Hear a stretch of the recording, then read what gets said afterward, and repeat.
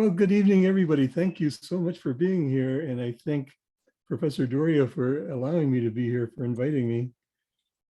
Let's see, I had that thing blocking my view. I had to say it was okay to record. Okay, so it's a joy to be here. And I think all of you are very fortunate to be able to take classes in Asian American history. And I should be there sitting in on it. I'm a biologist by background. I spent much of my life traveling around the world, studying animals in far off places like penguins in Antarctica and monkeys and apes in Southeast Asia, and a lot of time in Africa. I used to take people to Africa on a regular basis. But my background is, and I taught at UOP for 39 years in between traveling. My own background ethnically is Filipino. My dad is from one of the northern part of the Philippines, from a province called Ilocos Sur. And my mother was from Oklahoma, and I'll be telling you about that during the presentation. I also currently am president of the Fons Museum, the Filipino American Historical Society Museum in downtown Stockton.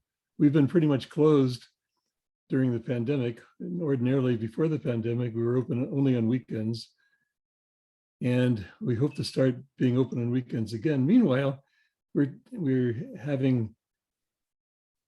accepting people to come in. If you contact us and make a reservation to come in, then we will accommodate you.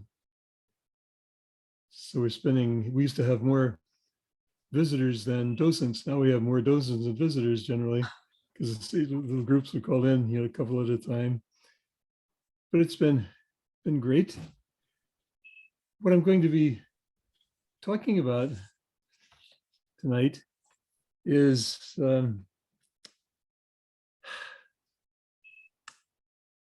how the Filipino community came together in the late 1960s when they learned that the city of Stockton was going to destroy the old Asian neighborhood in downtown Stockton, which has become known as Little Manila.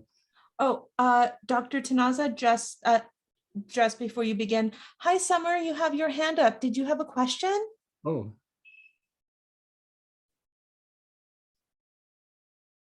Okay, all right. And for any students who have just arrived, please make sure you say hi in the chat so I can give you your extra credits. Sorry to interrupt you, Dr. Tenaza. You can. That's okay. Oh, it's okay. So no, you're fine. You guys are fine. Okay, so again, when the Filipino community in Stockton heard about that Little Manila was going to be demolished to make room for a freeway and redevelopment, then much of the Filipino community got really worried because there were so many very poor elderly Filipino men living there who had been farm laborers, and we'll go over the history of that too, and they would be displaced. So the community got together with some students from UC Davis, a couple of community leaders here and some students from Davis, and did some surveys to get some real data on who was going to be displaced. And they put that together in a wonderful report that's never been published, but it is in your library, and it's called Roadblocks to Community Building. And it was authored by 3 UC Davis students. And this was instrumental in getting a lot of things done later that I'll be talking about, but it's in your library. You're very fortunate to have it there, guarded. So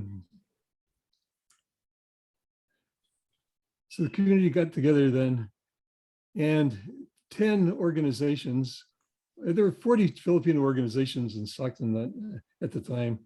Filipinos make organizations a lot. And 10 of these got together and formed a group they called the Associated Filipino Organizations of San Joaquin County, and made it their mission to provide affordable housing for people being displaced from Little Manila. They were concerned mainly with the elderly Filipino men, but everybody was welcome in this project, as you will see. So I'm going to, let's see, start with my slides. How do I do that now? Just hit share.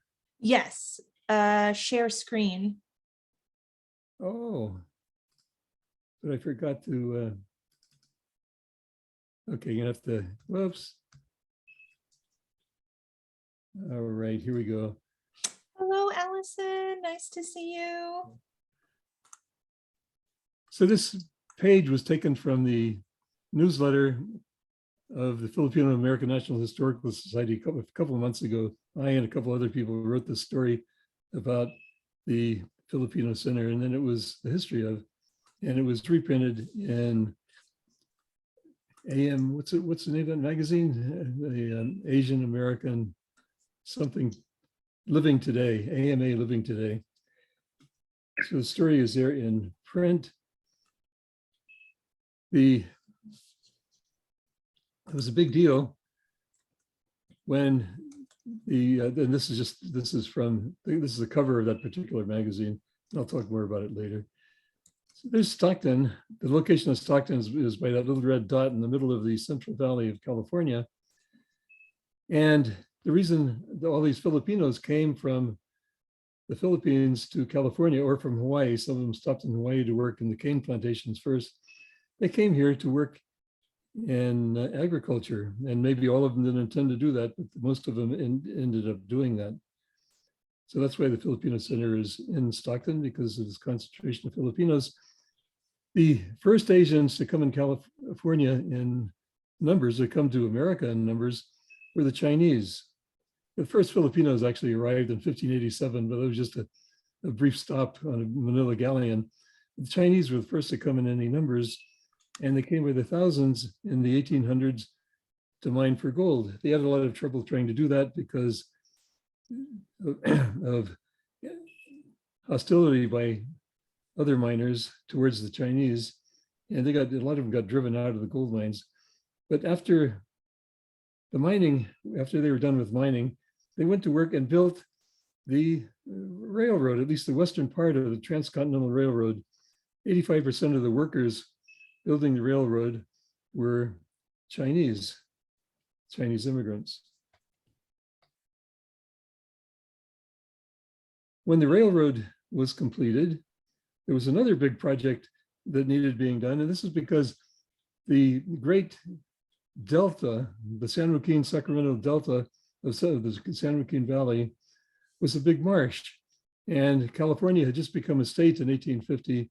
And I don't know how they decided who was going to give the land, but they allotted land to a number of people with an agreement that they would turn the land, this marsh, into agricultural land.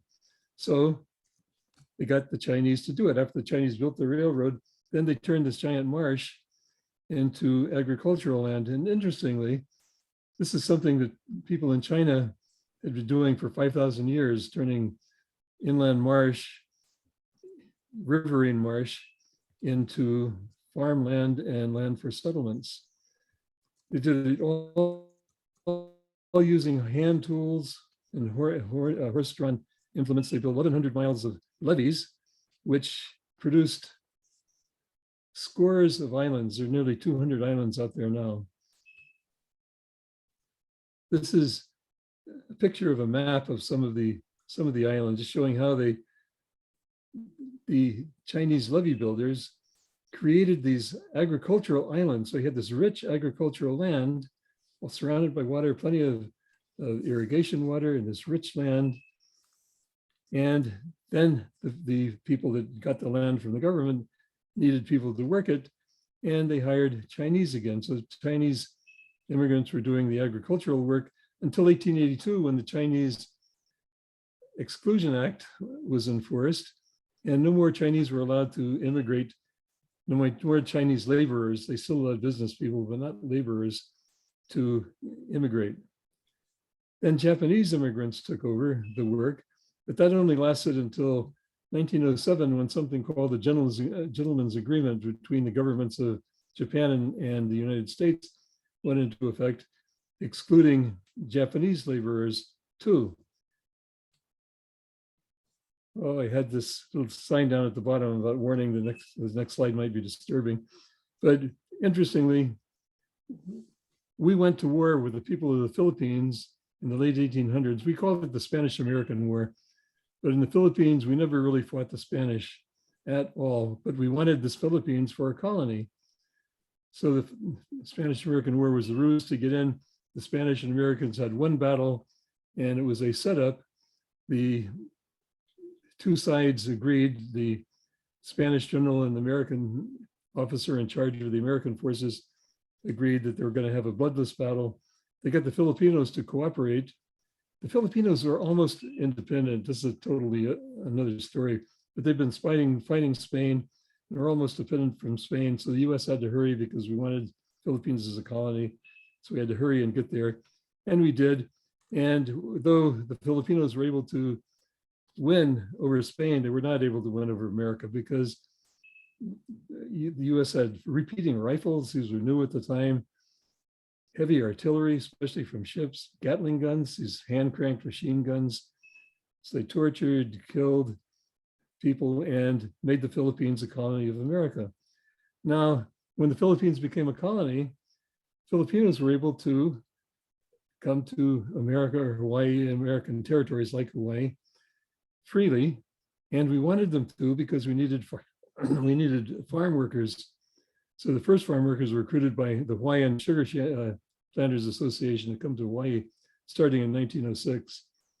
And shortly after, some people started coming directly to the US, the mainland, and some stopped in Hawaii and worked in sugarcane and then came to the mainland. And others worked in the sugarcane and went back to the Philippines. So here, during the 1920s, over 31,000 Filipinos entered California to work.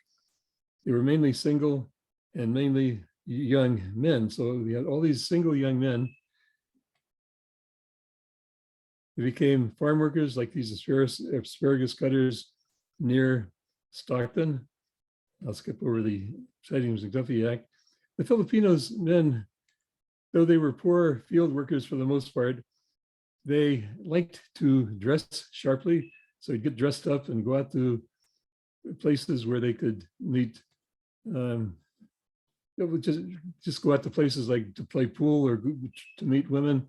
There weren't too many women they could meet because there were very few Filipinos at the time. 15 to 1 was the ratio of men to women immigrating to the US at that time. And you have all these young single men, very serious problem, which is how to find mates, right? The law prevented them, anti-miscegenation laws prevented them from marrying white women in California and some other states. California and all the states that touch California, Oregon, Nevada, Arizona, all had anti-miscegenation laws. Filipino men could not marry white women. In the 1930s, what did I do? I'm missing some of the top of the screen somehow. Anyway, in the 1930s, there was an influx of white women to California that were coming as farm workers with their families because of the Dust Bowl, the drought in Oklahoma and other South Central states. So they were fleeing Oklahoma and other states there because they couldn't make a living any longer with the drought. This is that was a famous photo of a migrant woman with her children taken in 1936. So these white families coming from Oklahoma and other states were coming into California. My mother was one of them. And my mother's family, like many of the others, worked picking cotton in Arizona and Texas on their way to California. They finally, in my mother's case, got to El Centro in Southern California and heard there were jobs picking peas at Pescadero, 50 miles south of San Francisco. So they headed for Pescadero. It wasn't easy. They didn't have a car, but they made it to Pescadero anyway. And at the time, my mother's family and many others were living in lean-tos like this. Financially, the Filipinos who'd been here for a while were better off than the people, the so-called Okies coming from Oklahoma and other places. So here's this young woman who actually looks somewhat like my mother, probably dreaming of finding a Prince Charming. And then all these charming princes appear in the fields, these young Filipinos who also are lonely. In my mother's case, my parents met picking peas at Pescadero. They could not get married in California. So they went to Vancouver, Washington, just across the river from Portland, Oregon, and married there. It was the nearest place to Northern California where Filipinos could marry, Filipinos and whites could marry. So they did. And 9 months later, I was born. My mother was just 16 years and 2 months old. My father was 33. And that kind of age difference happened a lot in those days, especially with the Filipinos marrying white women. There were some Filipino women. I mentioned they were outnumbered 15-1 by the men. Most of them came via Hawaii, and many of them came already married, the majority. So there was some Filipinos married to Filipino women. And it's interesting that those turned out to be the most successful on average of the Filipinos coming at the time. There's that little red dot, that's California again. So many Filipinos coming to the US came to Stockton, because Stockton was, first of all, there's lots of agricultural work around Stockton, more than even now. And also, Stockton was on a migratory route. So a lot of people worked over in Arizona or in the Imperial Valley, and then the Central Valley along the coast. But Stockton was kind of a central point. From here, they'd go north to Northern California and to Oregon, and up to Seattle, where they'd catch ships to go to Alaska to work in the ships, or fly, either one, to work in the salmon canneries. So a lot of Filipino farm workers also worked in salmon canneries. The term Little Manila was introduced to sociology by Carol Heminger in 1980, a woman from Stockton who wrote an article, Little Manila, the Filipino in Stockton prior to World War II, in the University of Pacific's History Journal. And Dawn, in 2013, brought Little Manila as a name for the place to the forefront. But before Dawn and Carol, these three students had used, these were the students at Davis that wrote that wonderful report I mentioned earlier, Lillian Galedo, Lorena Cabanero, and Brian Tom, three Asian students. And they also used that term. So the word really started is lost, I think, in history. Calling, first it was Stockton, was Little Manila, and then that specific neighborhood, the Little Asian neighborhood, was called Little Manila. These are just some common sites, and you can find these in pictures in Dawn Mavalan's books, and they were mainly borrowed from the Filipino American National Historical Society. But Filipinos had all kinds of businesses, churches. Filipino men liked to play pool. There are Filipino pool halls.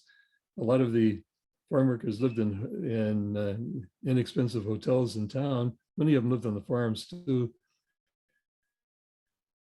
There are Filipino churches. This is how Filipino, many of them like to dress up when they come to town. This was Don Mabalan, if you know who Don was. But Don Mabalan's grandfather, Pablo Mabalan, in front of his Lafayette lunch counter. When I first moved to Stockton, I used to eat at his place regularly, but he closed it up in the late 1970s.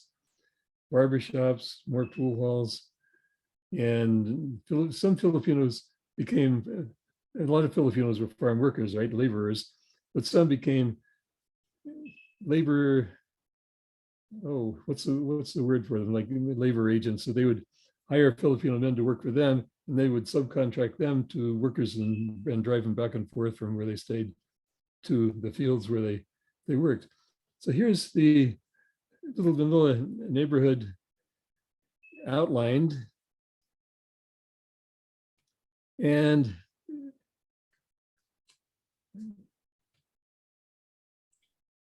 path, by the time this picture was taken in 1969, the path for the freeway over here had been cleared, right? And if you know where Center Street is, Center Street went right along here. 1975, the freeway stopped at Center Street and the crosstown freeway was not made yet. In fact, the freeway wasn't made until, actually constructed until 1993, 25 years after that part of Little Manila was destroyed. Meanwhile, in 1967, Stockton's Filipino American community got together. As I mentioned earlier, they raised seed money by each of the 10 organizations that formed the Associated Filipino Organizations of San Joaquin County. Each of them gave $1,000 into a pot. It was more or less a loan. They got it back later. 1971, the Federal Housing Administration finally approved the Associated Filipino Organizations, AFO, for a $2.8 million loan from HUD to construct an affordable housing project. So the Filipino Center was completed in 1972, and that's where it's located relative to Little Manila. 1972 was completed, and Manongs and others started to move in. It was never only for Filipinos, and today it still is not. It's but in the early days, the Filipinos who organized to create it were concerned mainly with the welfare of these elderly Filipinos that were going to be displaced. So the laws and the sex ratio imbalance with Filipino women kept many of the Filipinos unmarried. So here in 1930s, these young bachelors, 1960s, they're old bachelors. And here are some older bachelors, 1961 in the town of Walnut Grove, about 30 miles from Stockton. So here are these men, very sad, they never married. And it was kind of a boon for a lot of the children of a few Filipinos that did get married in those days, because all these elderly childless Filipinos became uncles and spoiled the heck out of the kids who were available. So the typical Filipino destined to become homeless when Little Manila was destroyed was male, elderly, unmarried, poor, ex-farm worker, and retired due to age or infirmity. I worked in the fields myself when I was a kid, and these guys didn't strike me at the time because it's what I was used to. But you find these elderly men working in the fields, this backbreaking work. And they didn't quit until they had to because they got too weak or sick to work at all, or there they died. Jose Bernardo was a key figure in organizing the Filipinos, the Stockton Filipino organizations into the AFO. And Ted Lapus who is still with us. Ted Lapus worked with Jose, and Ted is now 97 years old, still sharp as a tack, and still getting around. He's a possible resource for you. This is the logo of the Associated Filipino Organizations. Here is the series of events that went on. In early 1967, Jose Bernardo, Ted Lapus, and UC Davis students interviewed elderly Filipinos living in Little Manila to find out, to find out what their real situation was, so they have real data to base their efforts to found an affordable housing project for them. And they found that most were unmarried, impoverished, and ex-farm workers, as I already summarized later. In 1967, after the AFO was formed, Jose Bernardo met a Chinese American attorney named Ted Lee, who grew up in Stockton, went to Harvard University to law school, and he actually helped Jose. He was working for the city at the time as a redevelopment attorney, and he helped Jose locate a piece of redevelopment land that was available where Filipinos housing development could be built. It was 2.5 acres, 1 square block in downtown Stockton, where the Filipino Center now is. So now they had land, they had seed money. $10,000, which is equivalent to $83,000 today. And they tried to get AFO to guarantee a loan, but AFO held them off for 3 years. They wouldn't do it. And some felt there was some prejudice on their part towards the Filipinos, but finally, 3 years later, FHA agreed to insure a HUD mortgage for the AFO. Then 1971, before the AFO really got their hands on the loan money per se from HUD, they had a groundbreaking. The vice president of the Philippines, this is a big deal. Vice president of the Philippines came over and and he took the first shovelful of dirt out in the groundbreaking ceremony. Then a few months later, several months later, HUD, Housing and let's see, what's HUD Urban stand for? development. Thank you, Housing and Urban Development Organization, loaned the FO $2.8 million to build the Filipino Center. As soon as they got the money, they paid back the $1,000 to each of the 10 organizations that put up $1,000 for seed or earnest money. And it took 1 year to build the Filipino Center. And I'll talk more about that loan payment later. So without the land, they couldn't do anything. But this Harvard educated Chinese attorney helped them get the land by pointing out where it was. And he knew where it was because he was working for the city to promote redevelopment. So Jose was able to get that land from the city with Ted Lee's advice. Here's Ted Lee in his younger days. He's now in his 90s. He's still living. His wife passed away a few years ago, but he's now living in Las Vegas. He retired to Las Vegas.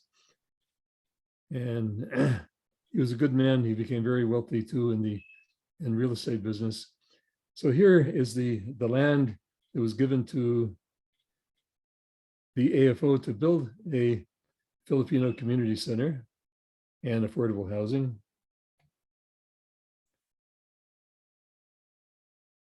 Let's see, something happened here. Oh, no, okay. This is just a Stockton Record article with his picture was in it about the AFO winning the FHA subsidy. And here the AFO representatives are gathered with the FHA representatives to sign the agreement. It was going to be the tallest construction to date in the West End redevelopment project, 10 stories and $2.8 million to build the Filipino Center. And this is getting together later in 1972 with HUD representatives in Sacramento, and they're signing the agreement with HUD for the loan. Frank Lagasca, Ted Lapus, who was such a strong supporter of and Jose worked together with Jose very closely. Diana Blantac and Iluminada Unsod, who was the mother of the current president of the AFO, and Jose Bernardo, who did so much to get this done. And Jose just made this his life. He was in the construction business himself, and he constructed actually a 40-story building in Los Angeles. Amazing, and amazing to me. So here's the progress of building the Filipino Center from the groundbreaking, with the vice president of the Philippines taking the first shovel of earth. He came over to the Philippines to do this. Steps along the way. 1972, ready for occupation. It's 10-story, 128-unit apartment building and a 2-story, 30,000 square foot commercial building meant to help support the residents of the residential building. This was an artist's conception of it at the time, August 12th, 1972, when it opened. Notice that 1972, next year is 2022, and it'll be our 50-year anniversary. This, thanks to Google Earth, is what the Filipino Center looks like from above. So here's the 10-story, 128-unit residential building, the 2-story, 30,000 square foot commercial building. And to celebrate the opening of the Filipino Center, and it's become, first it was the Filipino Center, now it's known as the Filipino Center Plaza, but both names apply. And here is the first Barrio Fiesta. It became a tradition to have a Barrio Fiesta second weekend in every August to celebrate the opening of the Filipino Center.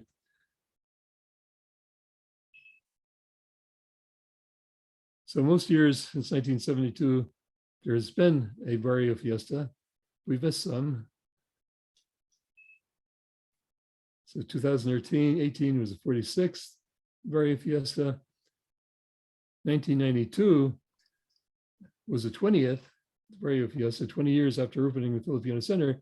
But 20 years after opening the Filipino Center, 20 years after this Barrio Fiesta, is 1 year before the freeway finally was finished. Remember the freeway that they demolished Little Manila for in the late 1960s was finally built 25 years. Oh, Sorry. it's okay. You have some problem with your voice, Lorraine?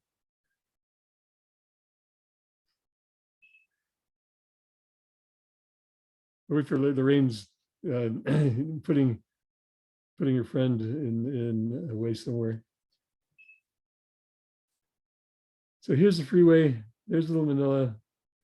And thanks to Stockton Filipino American community, many Manongs and the older Filipino men and others displaced from Little Manila had a good place to live where they could live in dignity. So the 40th year, the 40th Barrio Fiesta, after the Filipino Center was built, was a big one, a really big one, because it was that year that the loan to HUD was paid off in full. So now the AFO owned completely the Filipino Center, nothing owed on it. And so they've been running it since then without a mortgage for the past 10 years, 9 years. It's still run the way it was, as affordable housing, HUD-sponsored affordable housing. So people have to be approved by HUD in order to apply to the Filipino Center for housing. And we have a waiting list. There's still the Filipinos there, but the Filipinos are in a minority, maybe 25% of the residents are of Filipino ancestry. Some of you have been to Barrio Fiestas, the Filipino Center probably. And these are just things you might see there. This is Calixto Romeos. He was the leading Stockton record photographer until he retired several months ago. And his friend, he's from Ileton originally, and his friend there is also from Ileton. She's 92 years old and very active still at 92 in the community. So just things happening in the, people talking, music. The dances from the southern Philippines have become very popular because they're so colorful. I'd like to point out that none of the early Filipinos coming to the US to become farm workers came from the Muslim Philippines. They were all from Luzon and the Visayan Islands. But these dances are so colorful that they have really become popular. And the Filipino Center every Christmas has a Christmas party and provide Christmas gifts for every single resident. They also have other programs like this one called the Senior Prom. It's a prom because it's for people who are age-wise seniors. And we have a lot of those in the Filipino Center. We have children too. It's a pretty mix. Here, residents dining together, conversing at the senior prom. The woman at the right in the photo here is Doris Unsud, president of the AFO, the organization that owns the Filipino Center. Line dancing.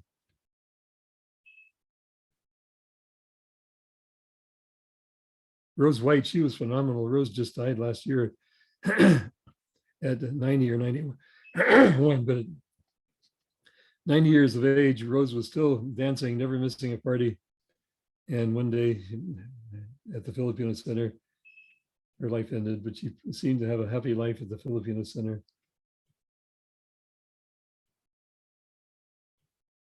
So just things going on at the senior prom that was organized by Frank Gadula over here at the top right. Frank is no longer with us, but I'm hoping that we will get him back. Some of you may know that there's a Filipino martial art called Eskrima, or sometimes Arnis, and that Stockton is the American home of Eskrima, really. This is where the Escrimadores that started actually letting Eskrima be known in the United States were, and the most famous Escrimadores were from here. This is a group, the Stockton Multi-Style Eskrima Club, that works out at the Filipino Center. And if you're interested in learning Eskrima, they have, every week classes for children and adults, a separate class for children and adults at the Filipino Center. And they don't charge for it. They do it for the love of the sport. And because the person that most of them was most of their the main teacher believed that Eskrima should not be charged for, and that was Leo Hiron.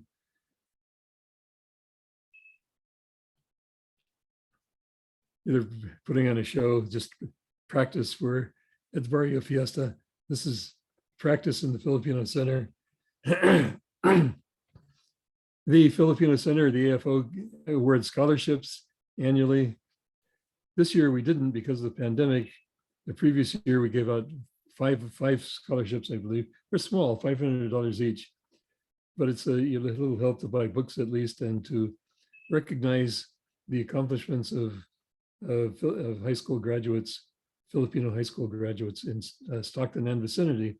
Last time we gave them some from Antigua, most from Stockton. Here's Jose when he was a little younger, but Jose got an honorary doctorate from CSU Stanislaus, a tribute to his contributions to society and the community. He was also on the California Nursing Board. The Governor Brown appointed him to that. He was on the Stockton School Board, and he had other political activities than the Filipino Center. But the end of his life, he was spending every day. He had an office at the Filipino Center, and he was there making sure that things were working correctly, and just for the love of it, interacting with the residents.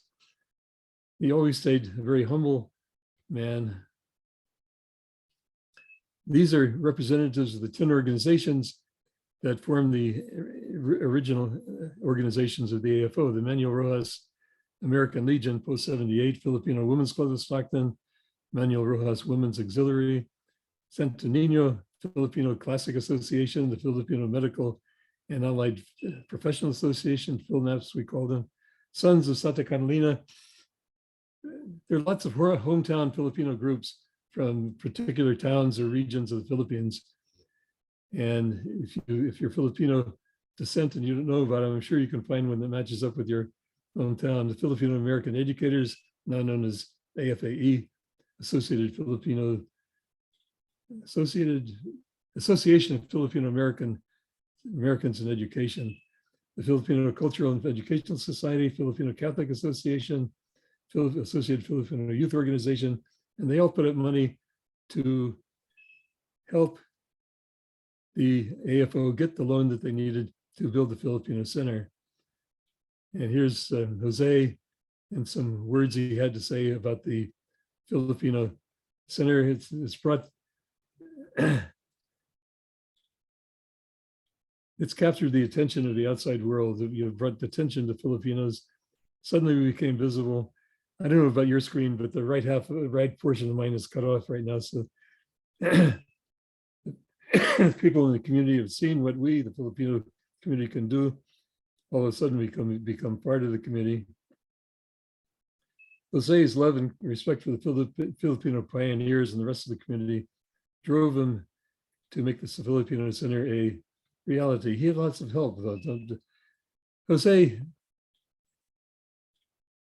as a young teenager, during the World War II Japanese occupation of the Philippines, he joined a guerrilla group when he was 14 years old, conducting guerrilla operations against the Japanese army. That's when he was 14, and his older brother was leader of the group. When he was 17, Jose enlisted in the U.S. Navy in the Philippines. When he was discharged from the Navy, he settled in Stockton, and he and Helen married in 1950. And Jose had managed to save up some money, and they went shopping for a house close to the University of Pacific in Stockton. When they went to see the realtor, though, they were told that no Filipinos were allowed to live in that neighborhood close to the university. And this was heartbreaking for Jose and Helen both.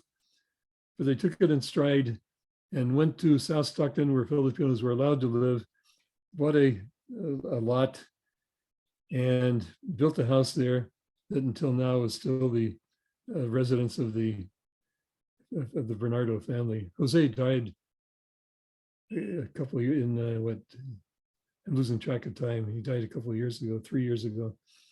This is the board, and just to thank them. The D's indicate directors, meaning they're members of the board of directors. And the one with only a head up there is the new director. So he wasn't there when this picture was taken at a meeting, at a luncheon a couple of years ago, just before Jose died. So those are directors. This man represented the management company. These ladies, Nancy Ochoa and Vanessa Salvador, our office staff. And the others are directors. On the far right is Philip Nesperos, Jose Bernardo, Dr. Jose Bernardo, because he's awarded the honorary doctor PhD at Stanislaus. Doris Unsud, our president, myself, Lois Sahun, our secretary, Alfonso Filon, newest member. I photocopied this picture from the cover of his the book that was just recently published on his experiences growing up mestizo, mainly racial experiences. And Denise Rico, our secretary, and our treasurer, I'm sorry. So thanks to the Manongs who paved the way, and to Lorena Carbonero, who did this wonderful bit of artwork. So 1972, the building was newly completed.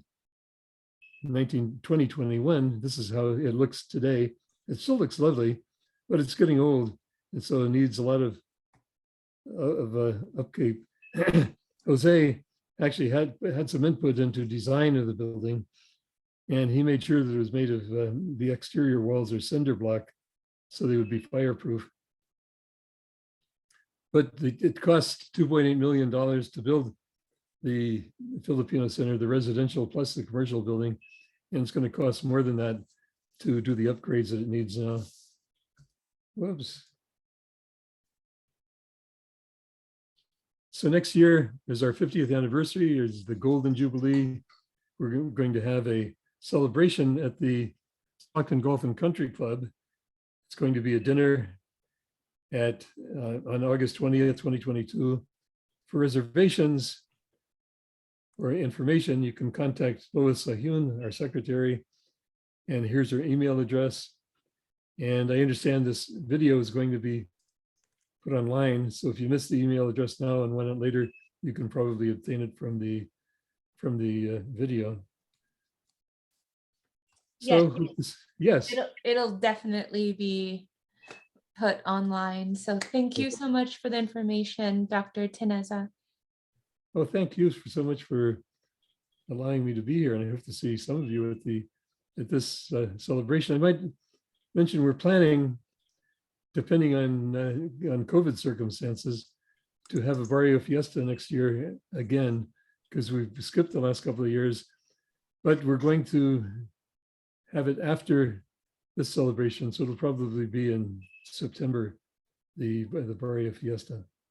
So we're looking forward to that. Okay, so where do I go now? Let's see. You can take me off of share. I think you have to hit end share on your side. Uh-oh. Oh, let's see. I've got a new share at the top. That's shouldn't be new share though. There's share. There we go. Where? Stop share. It's already done. Oh, it's already done? Mhm. Okay. So all I have to do is,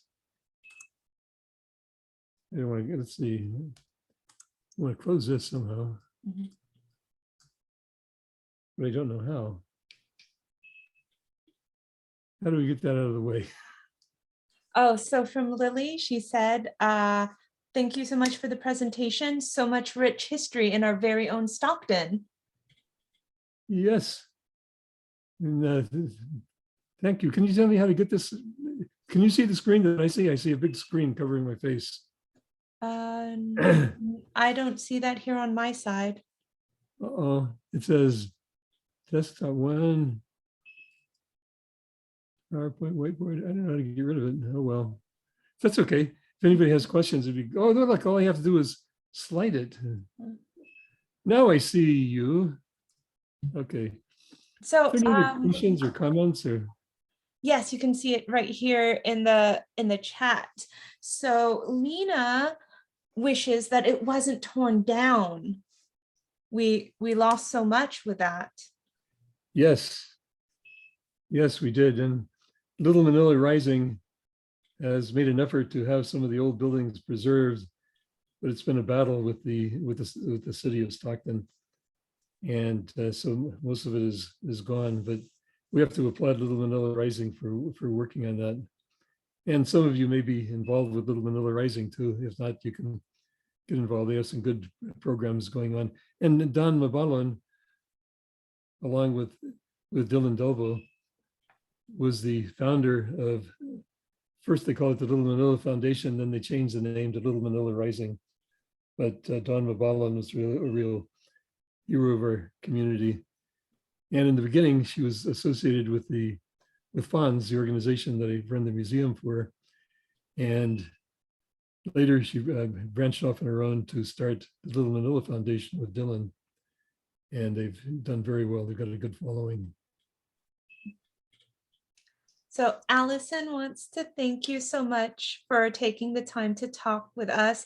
And she hopes that she can visit Little Manila once it's safe to do so again. And I actually had no idea that we had a Little Manila until later. My parents moved here, and I didn't know until I started my graduate studies, and it was just a shock that right under our own noses, here is a rich history, not only of Filipino history, but also Chinese American history here, Japanese American history as well.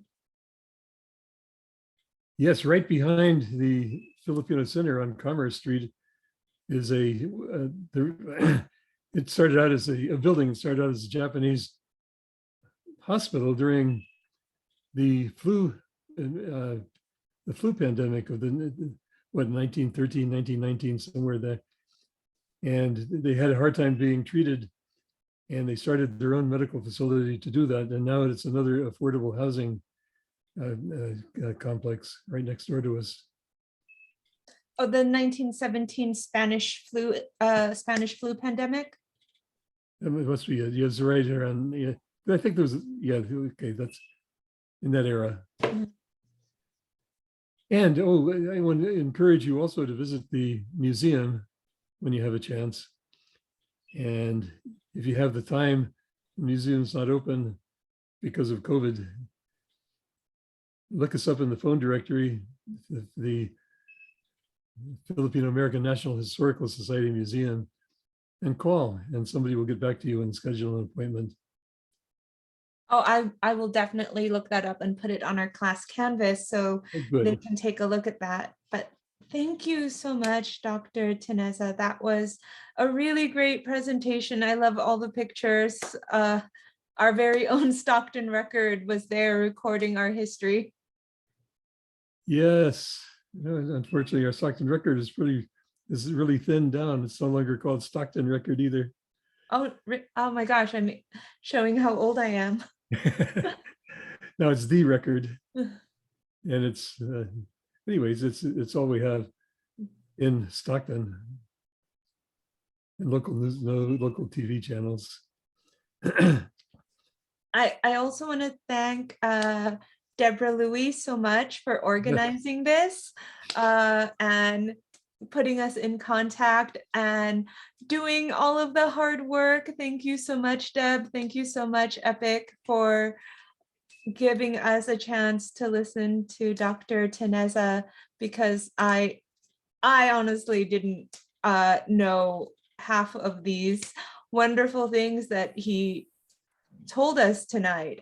There's a difference between reading history in books and Dr. Tenaza knowing all of these things, showing pictures of barbershops, talking about Don Mabulan, who basically created Filipino studies in Santa Cruz, and losing her was such a blow. I told Dr. Tenaza that in another life I was pre-med student at UC Davis until Don Mabulan came and spoke at the university, and I decided to switch majors. So seeing pictures of her grandfather, even though I only met her that one time, seeing pictures of her grandfather was just so heartwarming, and knowing that she has roots here in Stockton, it just I feel so connected to her and Yeah. the legacy that she's left behind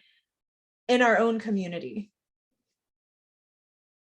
You know, the last time I saw Dawn was in Chicago with the Fonz conference in 2018. And we'd known each other for a long time, but we're never, particularly friendly. And I was standing by an elevator, and Dawn came walking out of a crowd and came up and gave me a big hug, and it just shocked me. And then she walked away, and it was only 2 or 3 weeks later, 2 or 3 weeks later, when she passed away in Hawaii. It was really, That's so sad, but that's yeah. um And Debbie Louie, through the years, I've had occasion to contact Debbie Louie for help, and she has always come through. And reading reviews from students that she has helped through the years, it's wonderful. She's really helped a lot of people, and so thank you, Debbie. I tell Deb that, like, every time I see her, thank you so much. I don't know how I'd do this without you. Uh-huh.